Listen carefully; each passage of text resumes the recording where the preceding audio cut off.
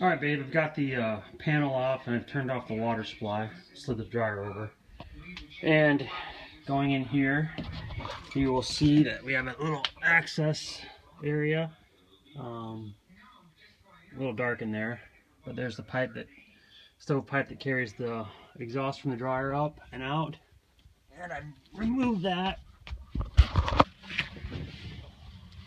And I've taken off, and you can see there where the vent goes out to the exterior of the house.